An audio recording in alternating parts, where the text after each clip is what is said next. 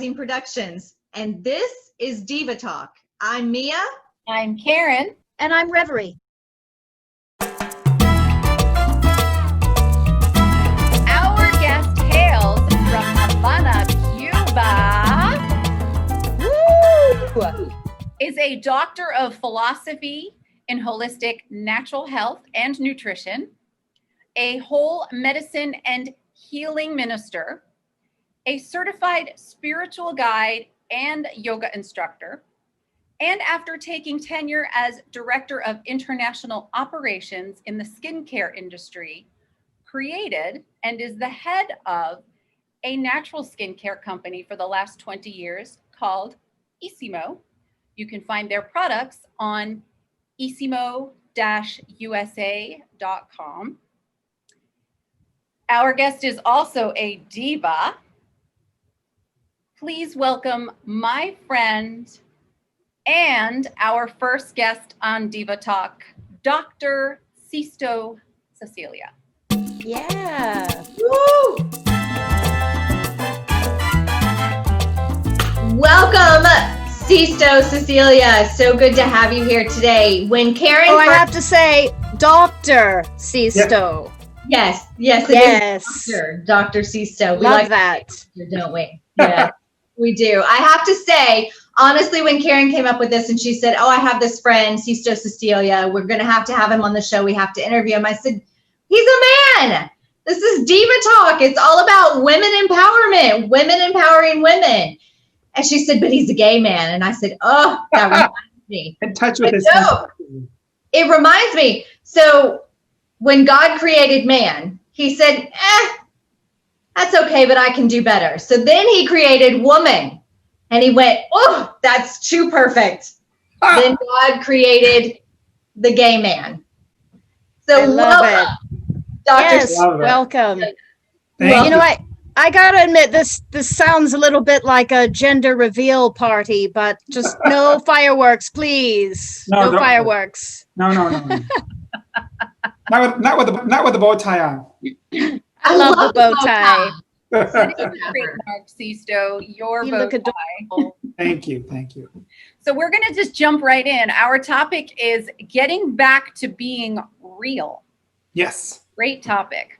Yes. And, you know, I was a total cheerleader for getting you on this show as our first guest, because I just didn't know anybody who earned their doctorate degree during the pandemic. Like maybe one other person, you know who you are, that earned a PhD. So I just thought, we have to talk to him. We have to talk to him about his thesis and what this is all about. So I want to talk about the topic of your thesis first, which is, and I want to know how you came up with it. Let's see if I get this right. Oropathy and healing psychosocial afflictions in millennials and Generation Z cohort groups. There you go. It's a very complicated way of saying how holistic healing, like holistic natural healing practices can help in dealing with the afflictions that are happening among our youth today. Now, really specifically Generation Z and millennials. Well, probably not just that group. Yeah. But you the whole study, like I told you before, the whole study came about because I had seen this article that's saying that for the first time in the history of America, we are the most anxious group of people, around. And I said, well, it's got to be the baby boomers, because they're getting older. They're getting, maybe family members are dying off. It's been noted that as you get older, you might get a little bit hit more with loneliness. Loneliness attracts anxiety, et cetera, et cetera, et cetera. But when I did my research, the groups that are the most anxious today, which are the groups that should be in wonderment and happy and just, going out there and having a great time, are the millennials and the Generation Z. So that's what sparked, my interest in the topic. Plus, as I am an educator, I see it, almost every day, the afflictions, let's say, that I talk about in my thesis. I know after reading your thesis, I felt like I have some of those afflictions, not from being a millennial or a Gen Z myself, but from being an addict and an alcoholic. I have a lot of those same characteristics that you wrote about in your thesis. But speaking of your thesis, what was the process in writing this, and what did you struggle with while you were writing this? Boy, that's a good one. That's a big question to answer, but I'll make it, I'll put it in a nutshell. I had been observing these problems, let's say these afflictions that I'm seeing, right? Among those groups, but it didn't really come to mind, it didn't come to me as it being a trend. Let's put it that way. So when I read that article is when I put 2 and 2 together and 4 and 4 together, et cetera, et cetera. So I decided to, okay, I'm going to write about, this specific thing, what's going on? Why is there so much anxiety and loneliness and isolation and depression among groups where they're an age where it's all about wonderment. It's about, what am I going to do? Where am I? What am I doing? Where am I going? Et cetera, et cetera. So that's what started it. But then when I started pulling out all of the research, the literature research, it was amazing how much was out there, and things that you would think are really ridiculous were being researched and studied. So in a way, it kind of made me feel better because things that I thought were ridiculous were actually an item. Let's put it that way. So I had all of this research and I go, how am I going to make this make sense, to someone? Because when you write a thesis, you really have to write it as I am going to convince you that I am right? So that's why when I wrote the thesis, you won't hear me say, something maybe like, for example, or, things like that. It'll be very concrete. It'll be, this is the way that it is, according to research. It was really exciting to get all the research. And at the same time, I was getting full of anxiety because there was so much of it. So I grabbed the big table and I started grouping all of all of the research that I had done.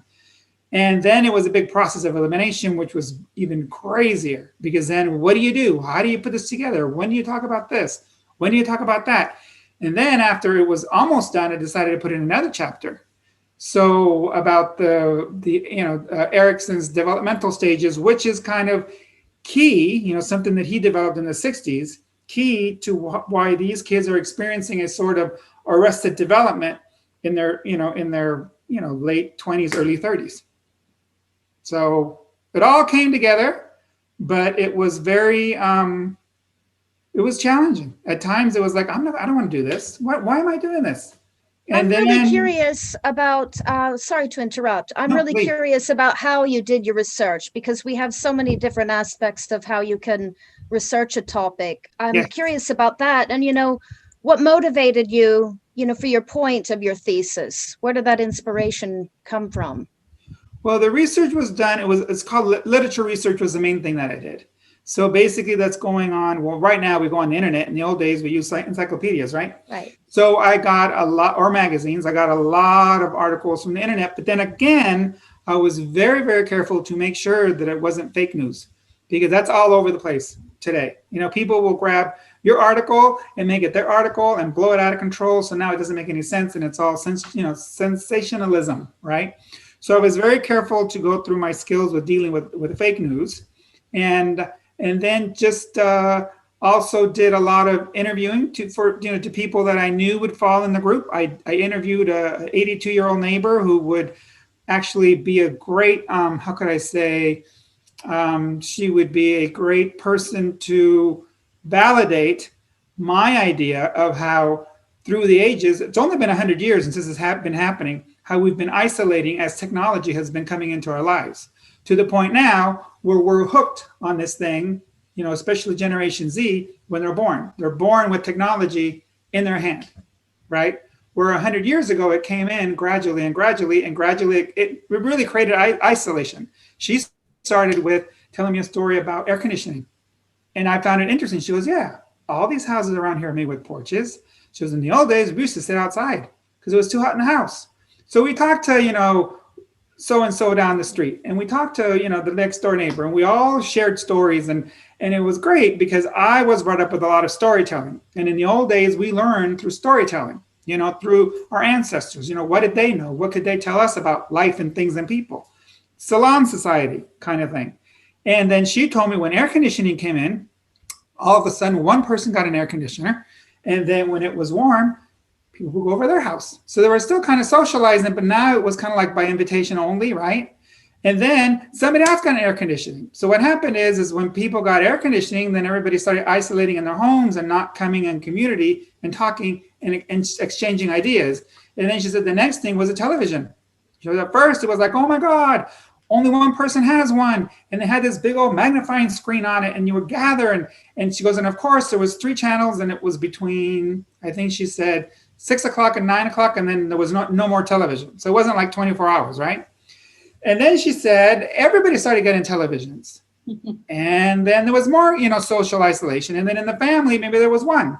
So the kids still had to negotiate television. But then more televisions became cheap. So then everybody got a television in their own room. So there was even more isolation. And with the onset of the computer, we know what happened. And that's only been in the last, 20 years. And I feel that the generation, the 2 generations that I specifically talk about are guinea pigs, because we didn't know what this was going to do. And now, after all this has happened, in fact, this year, there was a really great documentary that I watched on the effects of the screen and what it's doing to society. So this guinea pig generation that's going through all of this is actually seeing the effects on them, and they're actually trying to do something about it. Well, and also too, I've been kind of, Sixto is a longtime friend, and I've been talking to him as he's been going through this process. And you would religiously go to the library, the Beverly Hills Library, which is an amazing library. And that was a really intentional thing for you as part of your research too, wasn't it? Because you wanted to pick up books. I wanted to pick up books. I feel books to me are much easier than online, because you can go back and forth through them really quick. You can put little bookmarks and things when you're doing things online. I think to me, it's just harder, and it takes longer than for me to, work with books. In fact, I did this program specifically because it was, distance learning with books and not online. Right. Man, Sixto, I find it fascinating that you come from an era from, in your childhood where TVs they were just starting to become more prevalent in the home. And then in your research, you went back. Yes. To, a little prior before that era, and started researching on forward. Right. Throughout those years up until now. And I'm just curious, how has all of this changed your perception on how you see the world now? It's really interesting, because I see a lot of positive things from it, but I also see, how can I say, areas where we really have to change. We really have to take this data that we found among the millennials and the Generation Z, among the guinea pigs, as I call them, and really make changes, because we're not headed down a good path. We are social beings. We're made to run in tribes. That's the way it always has been. If mama couldn't take care of the kids, well, the lady next door was able to take care of the kids. That's the way that we've always been. And up until the turn of the century, we had salon societies where people came together and expressed their views in person. But those views, the great thing about that, salon society, the views were everybody's views in the community, right? What's happening today with the internet, we think, wow, we have so much information, we're so much smarter, but we're not. Because what's happening with the data that's coming in, the data is being, how can I say, customized towards you. So you'll get data that only deals with what you like, right? So when somebody else mentions another topic, you go, that's ridiculous. I don't even, no. Something that sounds wrong, you don't want to hear about it. But the thing is that in the old days and during the salon society, you had to hear about, all the views let's say in a town or in a village or in a country, right? And make sense of it. And I think the problems we're having today is that we're all getting just one-sided views of the world, and we're not really expanding to see what's going on the other side of the fence. That's really worldly thinking there. It really is. I just wanted to say, again, congratulations on finishing your dissertation and getting your doctorate. That is amazing. Congratulations. And especially during this time, it's amazing. Yeah. So, now that you're done with your dissertation, what next? What are your plans now that you're finished? Boy. That is, it's so exciting, because it kind of shows you that you're changing constantly through life. So when I hear people say, oh, I'm at this age, I can't do that, I go, no, you can do it. Some people were born to get a PhD at 70 years old. We don't know what life is bringing us. So it brought me this great opportunity. And now, I used to be, when I was in corporate, I was a director of international division of a company. Then I decided to have my own company. So I started my skincare company, which is it's for men, it's for women, but it's great because I do believe that we not only have to, how can I say, heal our insides, but we also have to heal our outsides, because when we look at ourselves, there's an image of ourselves. And if that image looks good, we feel good. And that's just human nature. We can't change that. That's the human condition, So what I want to do is integrate that part with this part, which deals with the body, physical, in and out, right? The physical part of the body, the emotional part of the body, the mind, the mental, the spiritual. So really, it's like a whole body integration that I want to, to offer to my clients. So when you talk about, making all of these changes, the physical, the mental, the spiritual, you talk about making all of that. The title of what you wanted to bring to us today, the title of this episode is Getting Back to Being Real. Yes. So you talk about skincare. That to me says I'm gonna fake it till I make it. I'm gonna just turn back the clock. No. You're being kind to your skin, right? So it lasts longer. Our skin is the biggest organ on our body, and it's our biggest protector, right? I want it to last longer. I want it to last forever. It will. I mean, if you treat it right, it will. Of course, we age. That's a clock. That's no big deal. I have experience with people that were older, right? And even today with my next door neighbor who's, in her 80s, and she looks great. She feels great. And it's actually, something that is very rare in a person her age. You look at her and you can't be 82, but I think just because of her not only her, I don't know, how can I say, her mental capacity and things like that, her optimism, she also looks amazing. So when we get compliments, we think, oh, that's all vanity. It's not vanity. It's our mind. Our mind likes compliments. Who doesn't want to be complimented? Well, you look marvelous, darling. Oh, thank you. Absolutely fantastic. So is that what getting back to being real means to you? Is that connection with yourself and with other people? With yourself and other people. I think what I'm trying to do by being real is gaining a balance in life. Okay. Gaining, how do we interact with community? How do we interact with ourselves? Our physical person is an amazing, how can I say?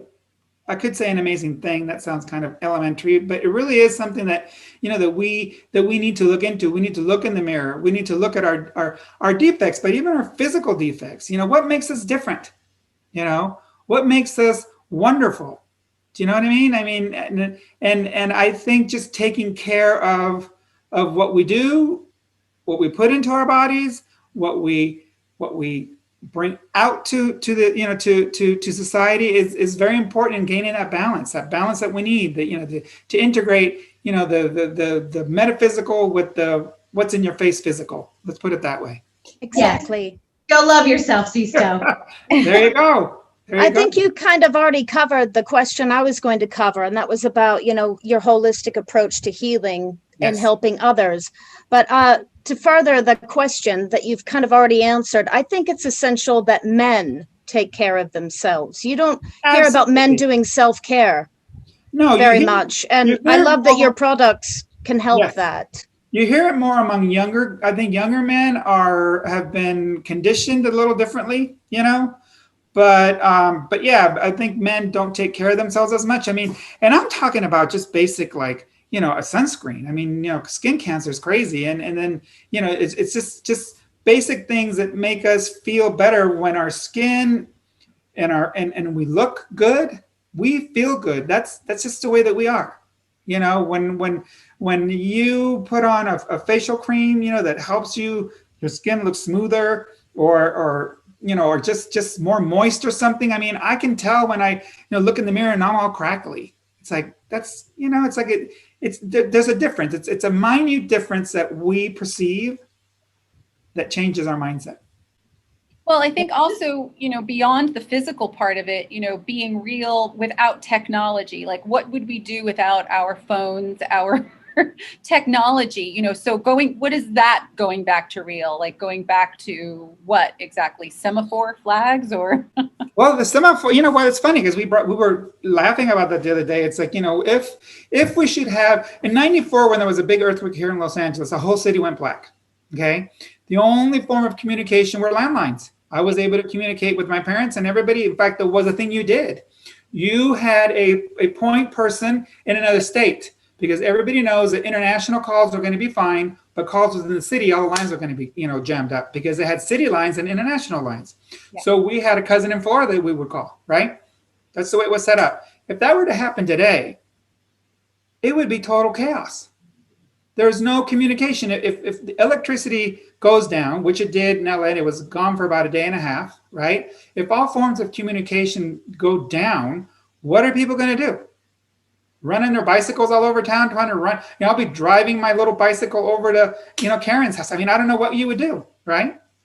So I think that we have to, not be as dependent on tech. I mean, the joke about the semaphore was that I learned I was a Boy Scout, and I learned, how to communicate with flags, right? So I would get on top of my roof and I communicate with the helicopters that are going overhead, because there's no police. There's no other way of communicating except with our phones or our internet or our devices. So I think we have to get to a point where we back off the screen and we talk more. Which is difficult now, right, with this quarantine and pandemic. So I was just going to say that. It's difficult. Yeah, I feel like a millennial now. Yeah. Well, the thing is, it's funny because when we were, let's say, at that age, we would get together and we would go out on weekends. We would, we would always be socializing and doing those kinds of things. What we find is that with these, cohort groups, they don't like to go out. They stay home. They binge watch. They hang around in small groups. They don't socialize as much. They don't know how. Some really don't know how to communicate without a screen in the middle. So if I were to meet you on the street, I wouldn't know how to act, because I've never met a lot of people in person. Yes, we go to school and we meet people at school, but most of our communication is done through screens. So instead of really learning about ourselves, right, we learn about ourselves as through interpretation of a screen. Okay, we're on social media, we're on all of these things that give us all this information, but we're not really developing ourselves as a person, right? Because there's a screen in the middle. So when we see somebody laugh and all these people having such a great time everywhere, we don't see what's behind it. We don't see what's in the middle. We're not coming in contact directly with those people. So we start forming all these illusions in our mind. And I guess that's my whole thing was, what's going to happen when the old guard passes away, that people that really did live in reality. I mean, if something happened, you had to fix it. That's just the way that it was, to the point where, the illusion of living, what's going to happen then? We don't know.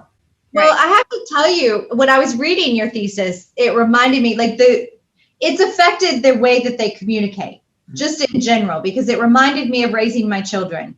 And my daughter, at the age of 15, I remember taking her shopping for school clothes. And she said, Mom, can you go ask the store person something, if they have a size this or that or whatever? Right. Why do you need me to ask? I don't like asking people questions. Get her notes and text her. And and I thought that was really, I thought it was funny. I thought when it happened to me as an educator, I was told that they were coming in to give a little seminar on how to make phone calls. And I'm saying, what? She was, yeah, because these kids don't know how to make phone calls. They don't know how to call somebody and say, hello, how are you? They don't know, because they don't come in contact with strangers.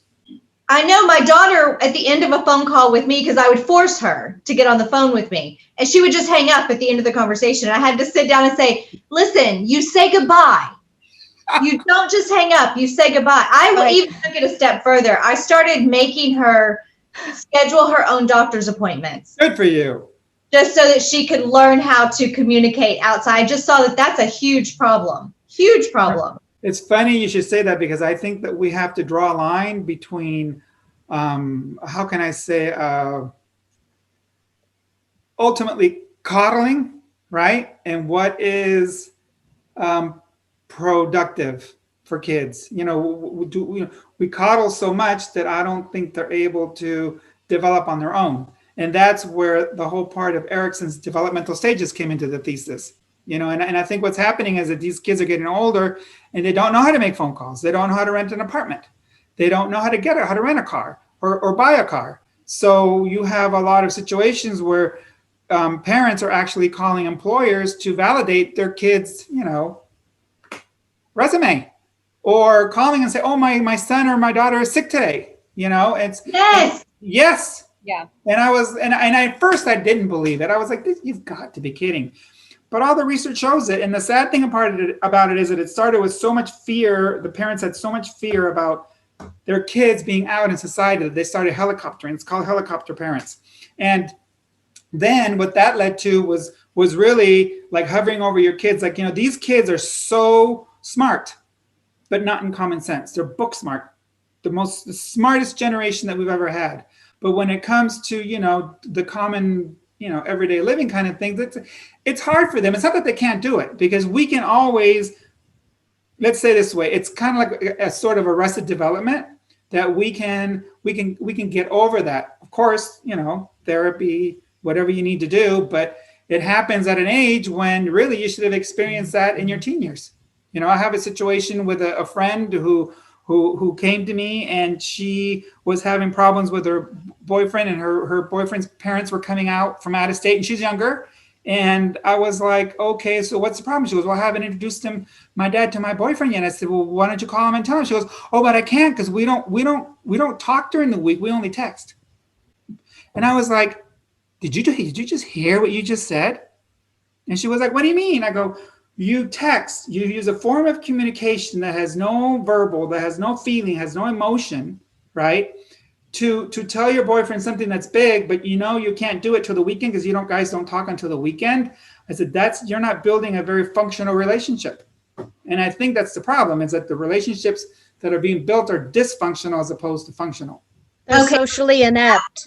That's not just the millennials in Generation Z. That has driven into dating in my age right now, my dating pool. Getting a guy to call me or have an actual conversation with me as opposed to wanting to text endlessly is so difficult. That is the effect of the internet. That's the effect of our technological age that we're living in. That people are getting so used to texting that they're forgetting that, texting has no emotion. I can't read emojis. Yes. It's like, what the heck? Do you know what I mean? It's like, send me a text. Yeah. If you're arriving at the front door, or let's go get together and do something, but then call me, let's schedule it. Let's talk. Talking is what we do. Talking is what we've done since, the Big Bang Theory or whatever. We are tribal people. We talk, we communicate. We love to see people's emotions. When I'm texting, right? You can't see this. You are so dumb, right? You're so dumb with this emoji. Oh, he's joking. You don't know. And that's the thing that's also happening, is that these generations are not able to discern when they meet somebody in public what they're trying to do. Because you might smile at them and come towards them, and they might think you want to attack them because they're not used to that. Yeah, they're looking for the emoji. Right. It's true. It's true. It's very, very, it's so interesting and so mind-boggling that I didn't understand it at first, and that's why I'm so glad that I was able to write this thesis on it. And like I said, the information was so out there, and I'm like, but this can't be happening. This can't be happening. But the more that I think about it, of course it's happening. We're not communicating. Yeah. And like you said, it's not just a kid. I bring up the millennials and Generation Zs because it has affected them the most. They're the ones that, we're finding are the most anxious, the most lonely, the most disconnected, et cetera, et cetera, et cetera, because of the effect of the technological age, right? We're doing it because we're following suit, yeah. Right? Because I know better. I like to talk to people. I love having people over. I enjoy that kind of interaction because that's the way that I was brought up. I was brought up with people everywhere. The neighbors. Our instant messaging was, Karen, can you come out to play? Do you know what I mean? Oh, why is Mia in our house? Let's go bug Mia. You know what I mean? What's Reverie doing? Let's go over to Reverie's house. Yeah. You know, that's the way that you did it. It's or if you were in your house, your mom was always saying, get out and play. You know, and we out there playing and interacting. So we built, it was a different way of growing up. You couldn't get me inside when I was a kid. No. I was outside so much, you know, Yes. playing with my friends, going over. They would have to yell at us. Yeah. My mom had a foghorn. She would go outside and put it as far away from her ear as possible and blow this horn, and you could hear it miles away. And I was miles away, and that would be the only way she could get us to come home. I miss that. With the street lights. When the street lights come on, you come in. Yeah. Yeah. I remember, you know, it's so funny because I was born in Cuba, right? So my mom knew broken English. This is funny. We'll take a little shortcut because it's funny.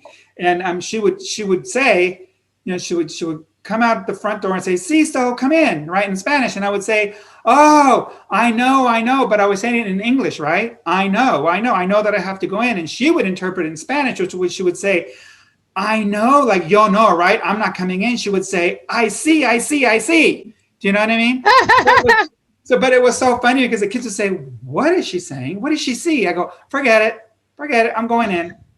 You know? But then you interacted with kids who interacted with your parents who saw a different culture, do you know what I mean? Everything was in your face.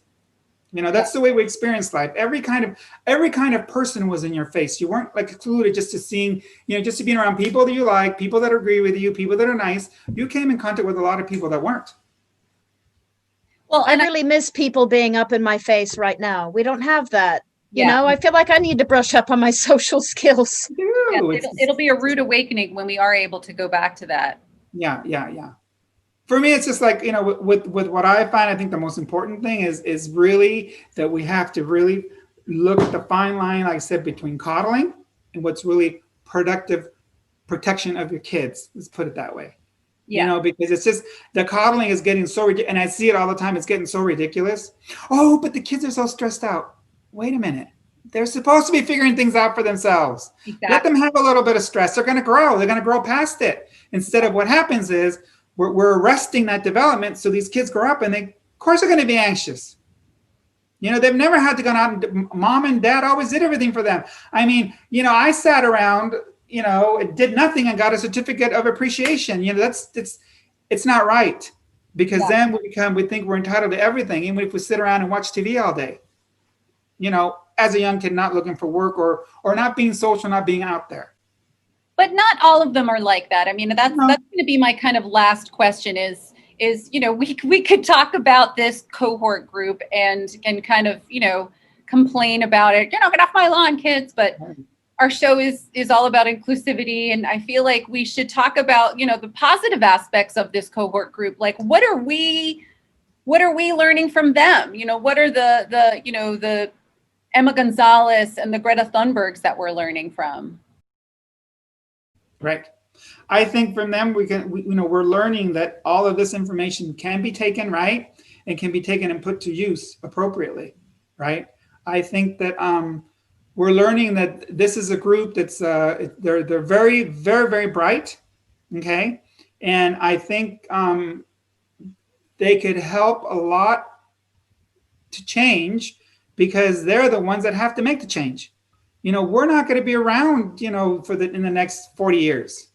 You know, and they're the ones that are going to have this world that they've inherited that's been, you know, we've had so many advancements in the world, you know, how can I say, in science and technology, et cetera, but I think what we can learn from them, or even kind of like, how can I say, work with them on, is how to move, you know, the human condition forward. And I think they do, because I think they travel a lot more. You know, they're out there. They want to see different things. You know, they want to experience. You know, they like to go on experiences instead of buying things. You know, to fulfill their person.